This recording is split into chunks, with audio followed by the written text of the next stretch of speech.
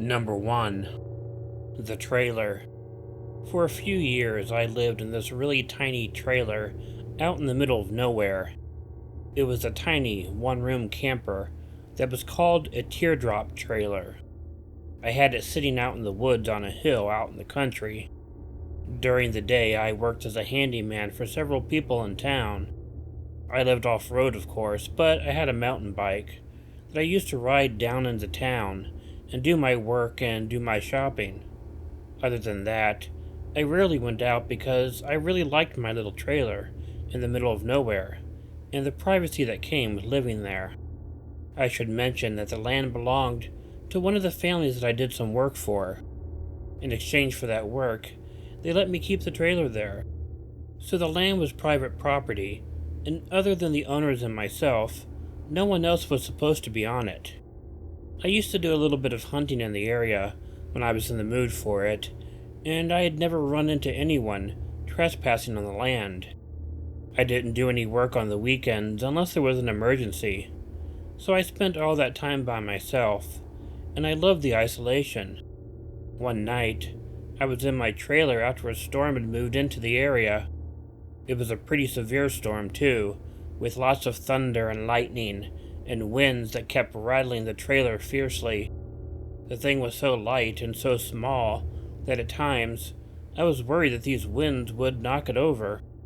The rain soon began falling, and falling very hard, the drops banging hard against the roof of that little trailer. With all of the noise, I was surprised by an even louder noise that soon came. There was a loud pounding at the door of the trailer. I had only had the owners of the land come along once or twice out there, and never that late at night. I thought that it had to be one of them, and they likely had some sort of emergency, or they wouldn't have come out into the woods like that. But I still took a few moments, sitting there in surprise, before I got up to go and answer the door. When I opened the door, there was no one outside though. I had heard the knocking, there was no doubt about it. So I went out into the rain for a few moments and looked around the trailer to see if anyone was out there. However, I didn't find anyone, so I eventually gave up and went back into the trailer. I was the teeniest bit concerned, though, because there was no doubt that someone had been knocking rather loudly on my door. A bit unsettled, I decided to make myself a drink and try to relax. Of course, I went ahead and locked my door, something that I rarely ever did. I then sat back down to continue reading, but also listened pretty closely to the noise outside to see if anything else was going to happen. I had mentioned before that the wind was shaking the small trailer quite a bit. A little bit more time had passed before anything else happened, but when it did, it was like someone was pounding on the outside wall of the trailer with open-palmed hands. If this is what was happening, they were hitting hard enough to shake the trailer even more. I quickly convinced myself that this is what was happening. I didn't know what to do. I did keep a gun in the trailer for hunting, as I mentioned, but for some reason my mind didn't go there right away. I didn't think about going to get it because I was too worried about trying to figure out what was going on. After there were some more slapping noises, the sounds from outside changed quite a bit. There would be a slap on the wall, and then what sounded like rubbing noises. It was as if someone was slapping the trailer and then moving their hands all over it. It was very, very strange, and I was definitely scared. Finally, it did occur to me to go and get my rifle, so I went and did that. I did keep it loaded at all times, so I didn't have to worry about loading it. I unlocked and then slammed open the door. Immediately, I pointed the rifle up at the sky and I pulled the trigger, firing a loud shot into the night. The wind blew on the door, and it slammed into me, knocking me down inside of my trailer. I hurried to get back up, just when the wind blew the door open the other way. Although it was dark out, it had all happened so quickly that I was able to see that someone was out there, and that they were running away from the trailer. I fired once again, to show them that I meant business, I guess, and they continued running. Grabbing a flashlight, I went to check to see if any damage had been done to the trailer. Walking outside, I stepped into something. Shining the light down on my feet, it was some really mutilated animal on the ground. I couldn't even tell what it was, though. That's how badly it was messed up. Shining the light on the trailer, I felt my heart freeze in my chest. There was blood, which I assumed was from the dead animal, smeared all over the outside of my trailer. I realized by looking at it that the person had gotten blood all over his hands, slapped his hands up against the trailer, and then smeared blood all over the wall. It was easily one of the most disgusting and terrifying things I had ever seen. I went back inside the trailer. I was hoping the storm would wash most of the blood off the trailer, and in the morning I would do the rest of the cleanup. But I really wanted to be inside my trailer where it was dry and probably much safer. That was the only time living out there that anything even remotely weird had happened. So I didn't know who had done it or why they had done it. I never found out the answer to any of these questions.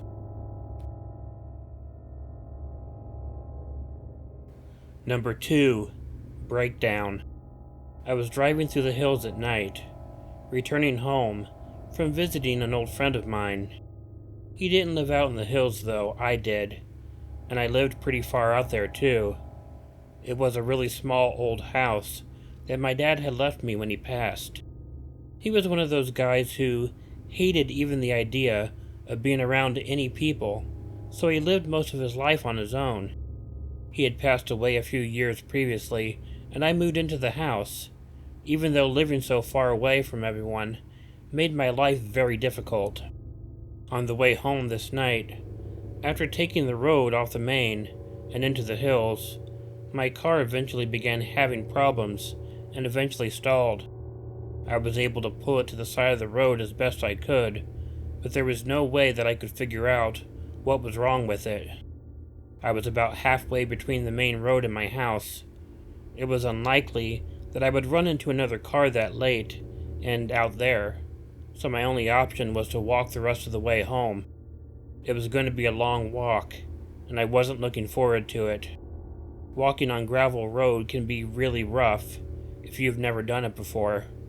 Your feet and your legs can be going through a lot of pain, and a lot of it was uphill too, which just made it worse. I didn't know how long I'd been out walking when I began hearing some noises out in the woods. It was like there was someone walking out there. I couldn't tell if it was a person or an animal, but if it was an animal, I could tell that it was a pretty big one. I didn't know why a person would have been out that late in the woods. There were some weird people who lived out in the hills, though, so you never knew who you could run into. But I tried not thinking about it much at first, figuring it was an animal who would lose interest and eventually go away. However, even after walking along for a considerable amount of time, I still kept hearing the footfalls out in the woods. Of course, I had an overactive imagination, so I began thinking of plenty of weird things that I could have been hearing. I assumed whatever it was I was thinking had to be worse than whatever it really was. The sounds wouldn't go away, though. My anxiety began to grow, wondering what was going on. Both an animal and a human following me in the middle of the night like this were scary, because either could have only had bad intentions. I began to speed up my walking, and eventually, when I heard the footfalls keeping up with me, I launched into a little jog. It was painful jogging on the gravel road, but I was so worried and a bit scared that I was able to ignore the pain. It is hard to hear much when you're running on gravel, as that alone makes a lot of noise, but I could almost tell that whatever was out in the woods was also running, and had somehow even gotten ahead of me. When I realized this, I slowed down and even came to a stop. I needed to hear what was going on around me, so I could know what to expect. I heard some noise up ahead of me, and then I saw, quite a bit up ahead, something come out of the woods and onto the road. It was far enough ahead of me that I couldn't tell what it was, but it looked like a really large person, and I mean a very, very large person. They stood in the road ahead of me for a few moments, just seemingly looking at me. I didn't move for a period of time that I didn't know how long it was.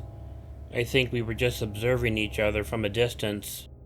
Suddenly and quickly, who or whatever it was turned and ran back off the road and into the woods.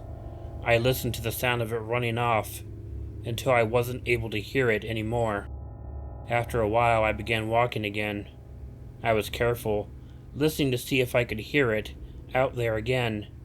However, the only noises were my own walking on the gravel. I eventually made it home without further incident, but that gave me little comfort. I mean, the thing could have still been out there, even around my house. I didn't feel good until the next day. I told my friends about the encounter, and they all had different theories. They had the idea that there was monsters or crazy people out in those hills, and they figured it could have been either. There were a lot of stories about cryptids and such, but I'm not sure how much I believe those. Whatever it was, or whoever it was following me for a period of time before cutting me off. I think it knew I was scared, but I have no idea why it ran off. I'm just glad it did. Number 3. The Old Man. When I was in middle school and high school, I used to help out an older widower who lived down the street from the old country store that my mom worked in. I would help out on the weekends during the summertime.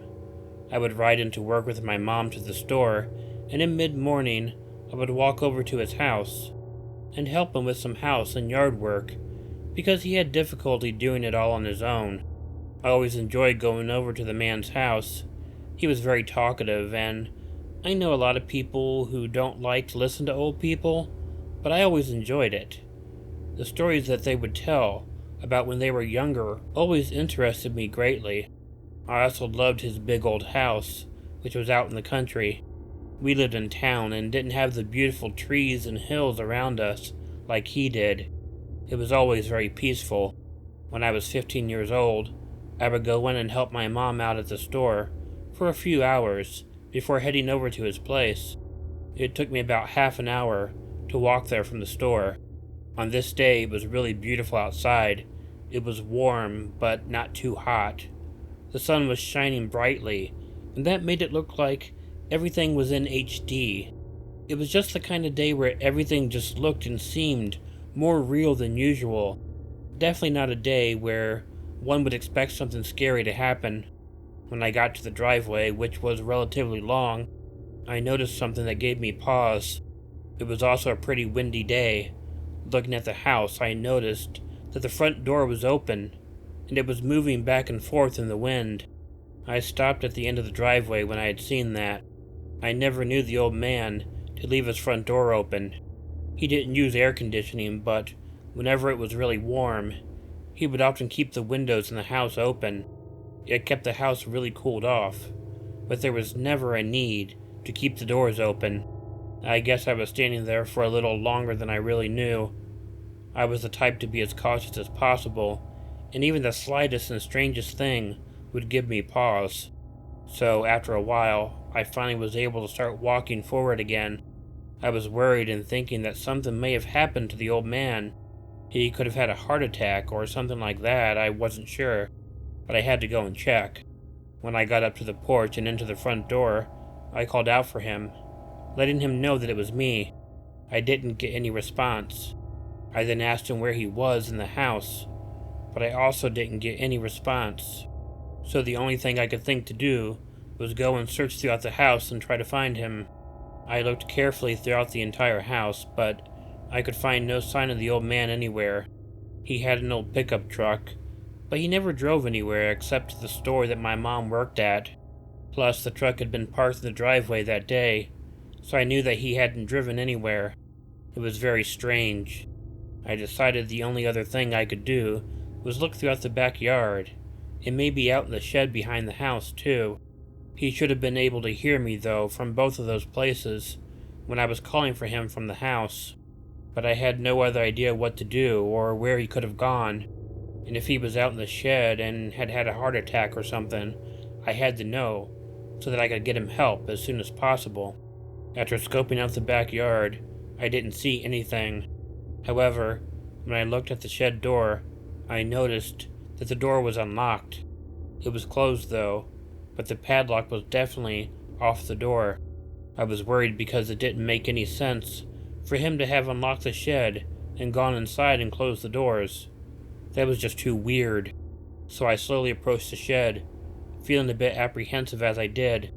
I'm not really sure why I was feeling that way, but with as weird as everything had already been, I was expecting something bad to happen. As I got closer to the shed, I noticed something that was really scary. The shed had two sliding doors that met in the middle. They were closed, but as I was approaching it, I noticed them opening up just a little bit. It was as if someone was in there and was peeking out at me. It was only for a moment, and then it closed again. I stopped where I was. There was someone in the shed, and it was definitely not the old man. I didn't want to find out who it was either. I turned around and ran back into the house. Once I was in there, I closed and locked the back door. Then, I ran around to the front door of the house and did the same thing to it. I then went and called the police and my mom at the store and let them know what was happening. Going back to the back door, I looked at the shed again. One of the two doors was now pulled all the way open. The shed was far enough away from the house that I couldn't see inside it, but I didn't think that I saw anyone in there. I ran to all the windows on the ground floor, not only to make sure that they were locked, but also to check and see if anyone was out there and around the house. I locked the ones that weren't locked and looked around. However, I didn't see anyone. 2 police cars eventually arrived. One cop stood and talked to me at the front door, while the others went back to the shed. They found the old man in the shed, and he was beaten up pretty badly. He was thankfully alive, though. The police went searching around the surrounding area, figuring that whoever had done this had run off into the woods. They didn't find anyone right away. I found out later that the guy who had beaten the old man was in a gang with the old man's grandson.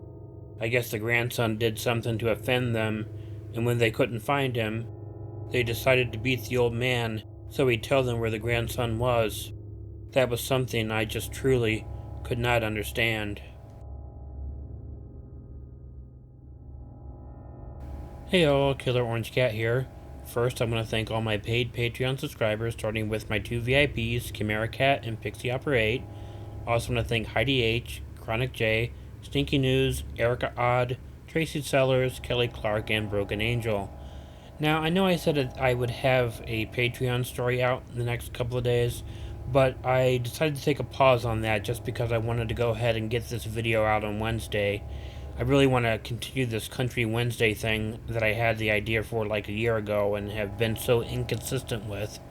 And I had these stories, so I thought I'd go ahead and do this first.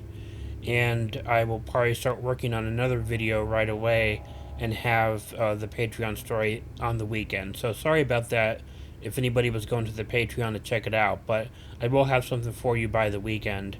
In the meantime, if you like this video, please let me know by hitting the like button. If you're not already subscribed to Killer Orange Cat, and you'd like to be, please hit the subscribe button and the bell to be notified of new videos. Leave me a comment, which I'll do my best to get back to, and consider sharing the video with someone you think might enjoy it. If you have an original story you want narrated on Killer Orange Cat, please send it to the address included in the description. Also, if you've sent in a story already and I haven't read it, please let me know. I don't always remember everything that I've read, so I sometimes might skip a story without meaning to. And now I'd like to thank all my free Patreon members: Anthony Bowers, Remi, Venikins, Rose Metro, Woofer McWooferson, Cindy Cleveland, Vanapira Rayne, William H., Alien Unicorn 13, Kathryn Lynch, The Bama Guy 334, Michael Vasquez, Bonnie Lynn, Collet Bond, Krista Pike, Prince UVA, HF Creations, Bonnie Gibbs, Linda Moore, DJ Lira, Evil Black Cat, Lori Hicks, Lisa Herman, Krystal Robin, Hillbilly 13, RhettSchall, John Tull, Baby and Baby, Sherry Hubbard, and Vina Waldren. But most importantly, don't forget to make sure to check in your closet and check under your bed because you never know where Killer Orange Cat might be hiding. Good night.